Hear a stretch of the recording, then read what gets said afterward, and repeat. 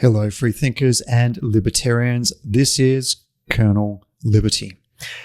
I want to talk about a serious issue that recently came to light: the Secret Service's handling of a shooting incident involving former President Donald Trump. I want to be frank. What we saw on the 13th of July 2024 had the potential to not only cause incredible civil unrest in the United States, it had the potential to change what is arguably a foregone conclusion in the US presidential election. In short, all of this could have played in Biden's favor. It's a story that's as shocking as it is unsettling, highlighting major flaws within one of the most critical security services in the world that was once regarded as the best security service in the world, but now has a reputation that's been left in tatters. And it's the laughingstock of plenty of police, security, and military circles globally. In short, the Secret Service was completely unfit for the task during the assassination attempt on President Donald Trump. This wasn't just a minor slip-up.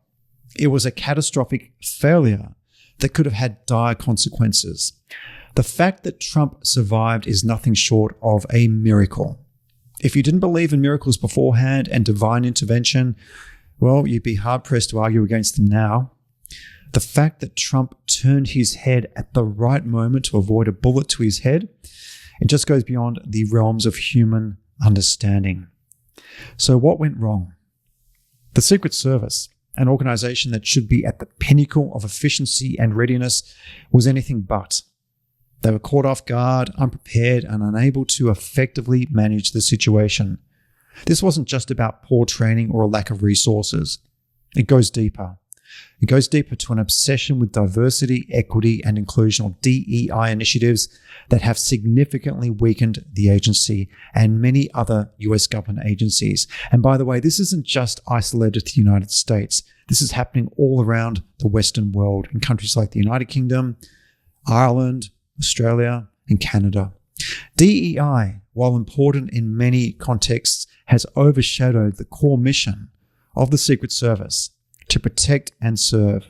Instead of focusing on ensuring the highest levels of competence and readiness, the agency has been preoccupied with meeting DEI quotas. This has led to a reduction in the overall effectiveness and reputation of the Secret Service.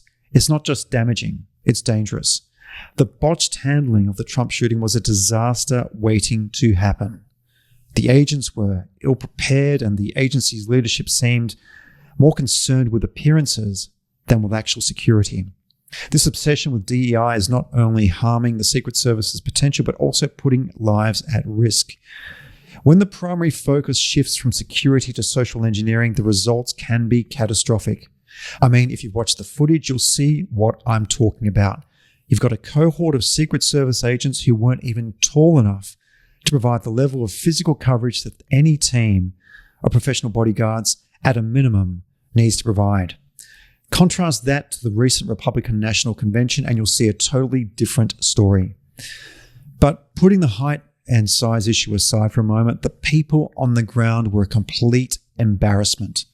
There were agents who were darting about, some running in circles, clearly not sure what they're meant to do. It's like they completed their training reading a book. You've got one clearly overweight female agent who looks like she's a turkey in a turkey shoot, looking startled and uncertain of what she's meant to do, and she's pointing her gun all over the place. There was another agent who couldn't even reach around to holster her weapon. And then, if you watch the footage, she gives up and just keeps waving her gun around. And another agent who had the time to put her sunglasses on and straighten her jacket. I'm honestly surprised she didn't pull out her handbag and put some makeup on while she was doing it. Frankly, it was an absolute disgrace and not something that the USA can ever be proud of. In this case, we were lucky. Trump survived and we aren't mourning a former president. But we can't rely on miracles to save the day. The Secret Service needs to refocus on its core mission: It needs to ensure that its agents are the best trained, best prepared individuals available, regardless of any DEI considerations. I mean, you've got a director of the Secret Service in Kimberly Cheetle who's out there saying she wants 30% of agents to be female by 2030. This is just sheer madness. It's lunacy. She instead needs to be hiring the very best, regardless of quotas that focus on things like gender, sexuality, and race, all those neat little identity buckets that appeal to the left. Honestly, I hope that if Trump gets in, and I think that's just about guaranteed now, he fires her and cleans out the rotten culture in the Secret Service and many other US government agencies. This incident should be a wake-up call. It's time for a serious reassessment of priorities within the Secret Service. National security should never be compromised for the sake of political correctness. The safety of our leaders depends on it. People need to hold their taxpayer-funded institutions and their leaders accountable and ensure they remain focused on their true mission, which is protecting the nation and its leaders. Thanks for listening, and if you believe in protecting the rights and institutions in our Western countries like the UK, Ireland, Australia, and the USA, then join me and subscribe. It helps me to grow this channel and connect with amazing people like you who are patriots. Tally ho.